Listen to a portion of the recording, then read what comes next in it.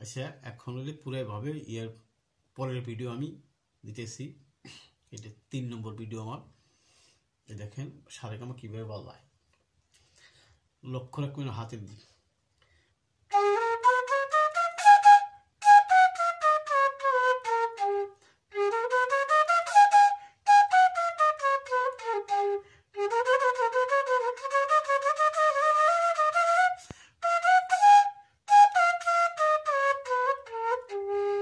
মানে কী বাজালাম আমি, সারেগামা পাদা নিশা সানি দাপা মাগা রেশা। আপনারা লক্ষ্য করবেন, আবার দেখো আমি বাজাবো, দেখেন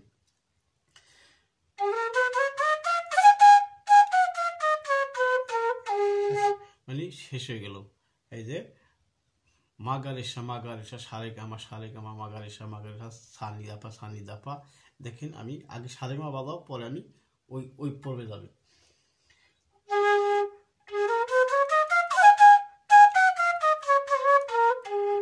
মাগারেশা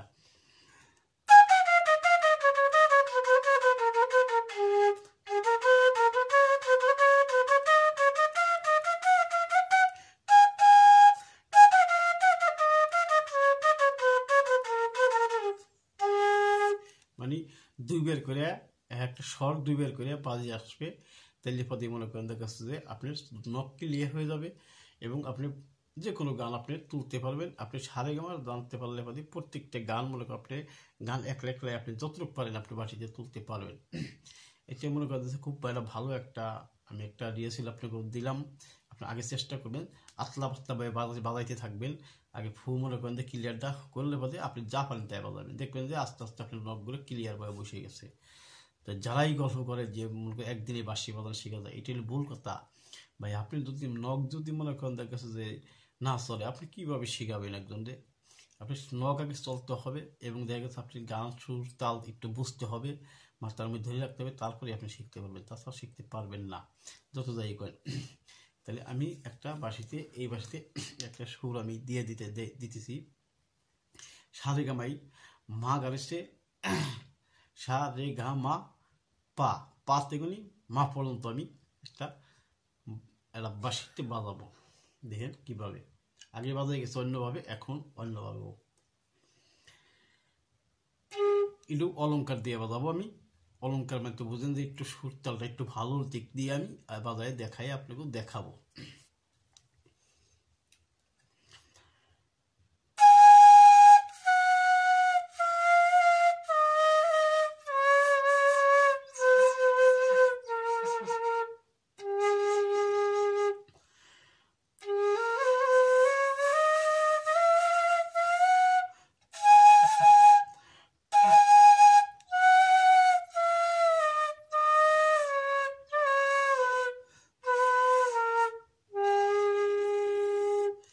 ওইটা করলে আমি একবার এক টানায় বাজাই গেছি, আর এটা করলে আমি এক টানায় বাজাইনি। এটা করলে মানে সুরটা একটু একটু ডিমে ধরনের আইসে, ওইভাবেই আপনি বাজাবেন, তাহলে পরে আপনার সুর তাল মিষ্টি হবে। এবং আগে যত নখ চালু করতে পারবেন অত আপনি সুর মিষ্টি করতে পারবেন। বাঁশিকে যত কন্ট্রোলে আপনি ছড়ে ধরে রাখতে পারবেন অত আপনার তাড়াতাড়ি করে শিখা হয়ে যাবে। যদি বাঁশি নড়চড় করে তাহলে বাদে মনে করেন আপনার বাঁশি ফু অন্য দিকে চলে যাবে, আপনি মনে করেন যে বাঁশিতে সুর আসবে না এবং তাল আসবে না, কিছু আসবে না, মিষ্টি হবে না। যেমন বাঁশিটা ধরবে, ধরার নিয়ম আগে দেখছেন কিভাবে বাঁশিটা আমি ধরছি।